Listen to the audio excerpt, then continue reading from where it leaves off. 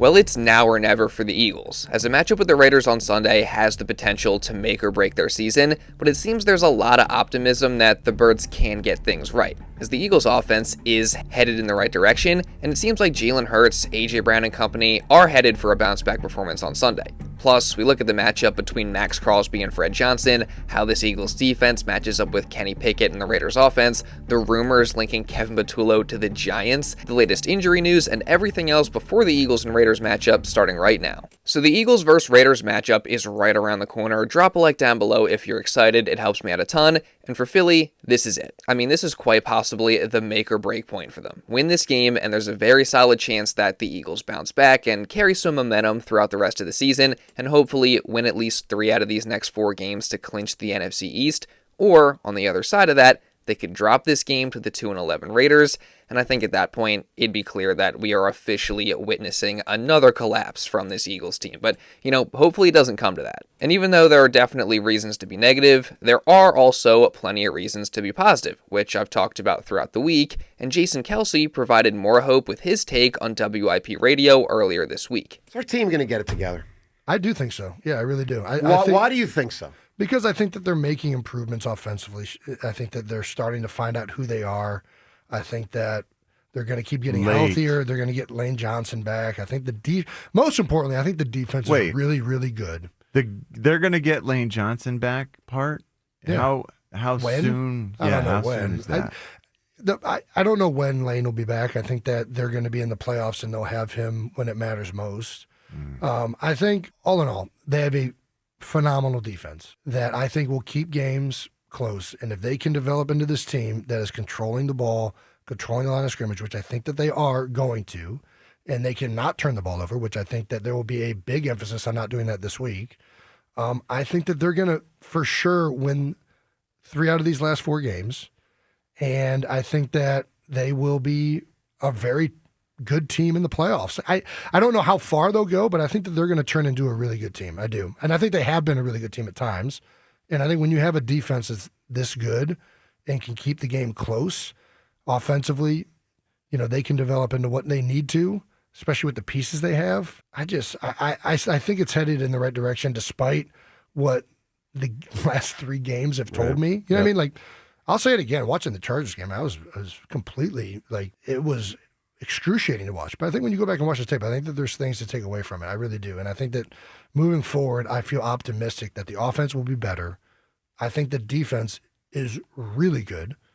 And I think that they'll be a really good team this year in the playoffs. And there's not there's a weird year in the NFL. I mean, in the NFC, there's a couple teams that are starting to separate themselves, but I mean, the AFC feels like it's wide open. The NFC, the Rams and Seahawks, I guess. But outside of that, bring it on, baby. I don't know. As much as I'm probably going to regret saying this, I've gotten myself to a point where I'm semi-confident that they're going to be able to turn things around, at least to some degree. I mean, sure, maybe they won't become that absolute beast of a team that we saw bulldoze through the Chiefs and Commanders last year en route to a Super Bowl, but I do think they can be better than what we've seen for most of the season, and I think these last 4 games really do give them a chance to get some things right, make it into the playoffs, and then see what they can do from there. I mean, they got the Commanders, likely without Jaden Daniels twice, who, of course, they're 3-10, and then they obviously got the Raiders this week. And if there were ever a game for this Eagles team to get right, it's this one. I mean, the Raiders are 2-11 and easily one of the worst teams in football, and the Birds have a clear advantage in pretty much every category and every matchup. That is, besides the matchup between superstar edge rusher Maxx Crosby and backup right tackle Fred Johnson, who also popped up this week on the injury report with an ankle issue.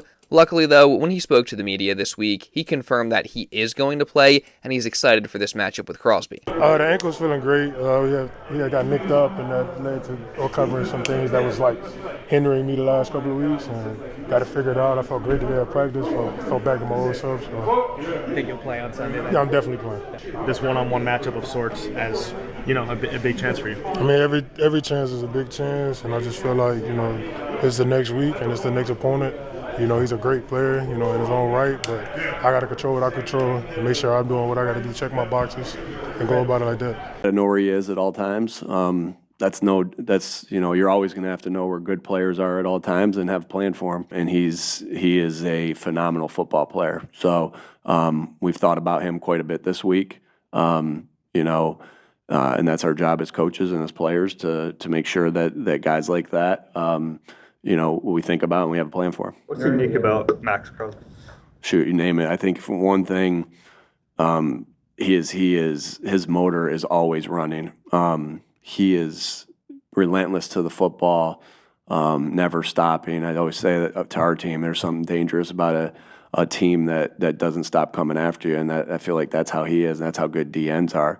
He can rush a passer, he can stop the run. He's physical, he's fast, he's quick, he's athletic. He's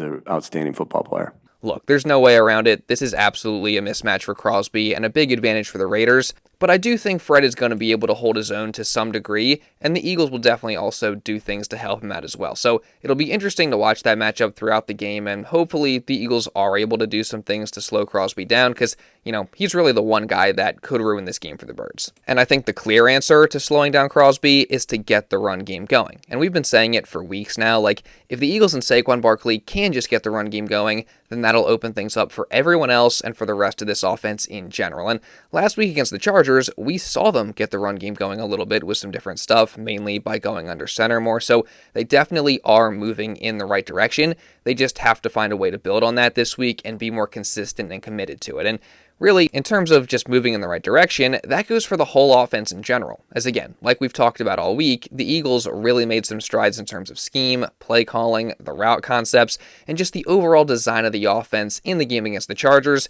It's just that they didn't execute. But if they can put it all together against the Raiders, that'll obviously not only help them win this game, but also it'll be a really promising sign for them down the stretch run of this season that they're going to be able to get things right. Now, the Raiders' defense actually isn't terrible, as they rank 16th in yards, 17th against the pass, and 16th against the run. So that's pretty much all in the middle of the pack, obviously. Now, they are 24th in points allowed, so teams do score points against them. You can move the ball against them, and they're not that talented, but again, you also can't take them too lightly. Now, that said, ultimately, I think it's just going to come down to, can the Eagles offense build on what they did last week, and also, can they execute?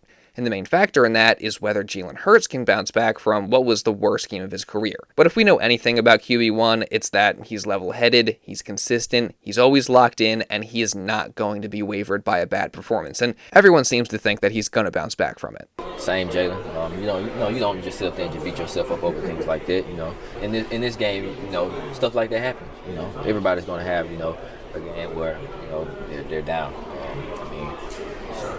You tell me somebody that that don't have games like that. Yeah, Jalen has a very high expectation for himself. Just working after practice, getting whether that's extra meeting time with the coaches, with the players, just having a really high expectation of perfection. And so, obviously, as a unit, we haven't been performing to our expectation, and so he's going to do everything in his power to get us to that level. And you have to lead from the front. That's exactly what he's doing. And so it's great to see that and kind of see everybody follow that. Yeah, I think the indication of Jalen, it's not just what you look at in practice, that he's resilient. He's always been resilient, one of the most resilient people I know. And he has that. It's a great quality that he has is, being able to handle adversities in the game, handle adversities from season to season, handle adversity from game to game. And he's resilient and he's consistent about how he goes about his work. That's for darn sure. Preparation, weight room, everything that he does to get ready to play each and every game, and haven't seen a change there in anything and would never expect to. He's like a machine. He's just going to keep doing it over and over again. And that's why he's played such good winning football. I personally do think Jalen Hurts is going to have a bounce-back game this week against the Raiders, but what do you guys think? And similarly, I'm also confident that A.J. Brown can bounce back from his performance against the Chargers, where, of course, he had several key drops. Just, A.J.'s really consistent about his preparation, about how he goes about his business throughout the week, and, what sets you up for a game, to come up and have a good game this upcoming week is about the work that you put in this week. And so seeing business as usual of how he's been going about his business and catching the football and running his routes and, walking through and being where he's supposed to be on plays. So just consistency where you are throughout the week. Again, I'm confident AJ is going to be better this week. You could tell that he definitely took that Chargers loss pretty hard. And also, I do want to say this. So AJ's had 3 good games in a row the last 3 weeks, just in terms of his individual numbers. But of course, the Eagles have lost those 3 games. And, that's led some people to saying that they're forcing AJ the ball now, and that's hurt the overall productivity of the offense, and that's why they're losing games. Personally, I don't think that that's the case. I just think that they've actually been using AJ more correctly these past 3 weeks, and that's led to more targets and in turn more numbers for him. And again, I think the offense actually did take a step in the right direction last week in terms of scheme, play calling, play design, all that stuff. So I don't think that getting AJ the ball takes away from the offense.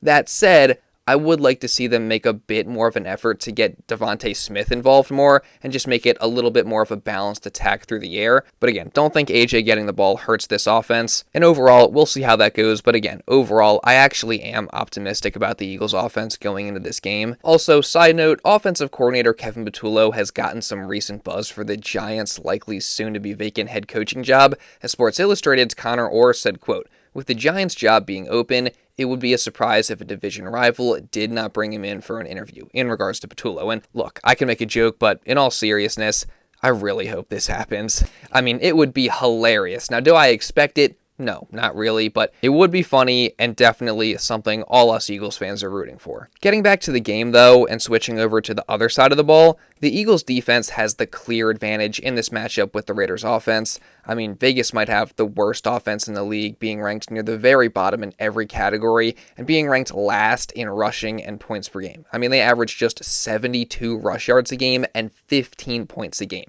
And with Kenny Pickett set to start for them in this matchup, I don't think that necessarily helps their case. And the Eagles defense, aside from that Bears game a couple weeks ago, has been playing some really, really good football. So I only expect that to continue in this one, and they should be able to shut the Raiders down. And the keys are obviously just to stop the run, pressure the quarterback, and don't let up explosive plays. And again, hopefully the offense holds up their end of the bargain, and they don't turn the ball over and put the defense in bad situations, and they can overall just have a complete team performance. Now, for the injury reports, nothing unexpected for the Eagles. Both Lane Johnson and Jalen Carter are out, but everyone else is good to go, besides maybe the rookie tackle Cameron Williams, who is questionable and whose practice window was activated this week.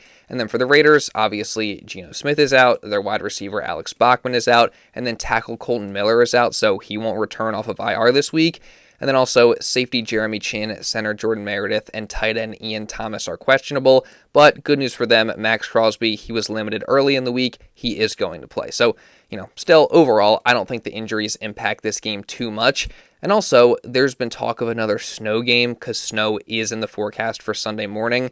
But honestly, I don't think it's going to affect the game really at all. I mean, it's going to be cold. Maybe I'm wrong about that, but I think a lot of the snow will be cleared up before kickoff, just based off what I've seen. But regardless, I'm going to pick the Eagles to get a bounce-back win by a score of 24-13. But you guys can give me your score predictions down in the comments below. And I do want to say I apologize for this video probably being a little bit shorter than normal. I feel like I've said this a lot recently, but I got some stuff going on right now, so I was dealing with that. I just ask for your guys' prayers for me and my family. And if you do want to support me right now, make sure you subscribe and you turn on notifications so you don't miss any other Eagles coverage coming throughout the rest of the season. And also hit the like button again, because that really does help me out a ton. So let's see if we can get to 500 likes today. And also hit the hype button, because that helps me out a ton as well. And if you do want to watch another Eagles video, you can check this out right here. And now, with all that being said, that's pretty much all I got for this one, guys. So thank you all so much for watching, and I'll see you in the next video.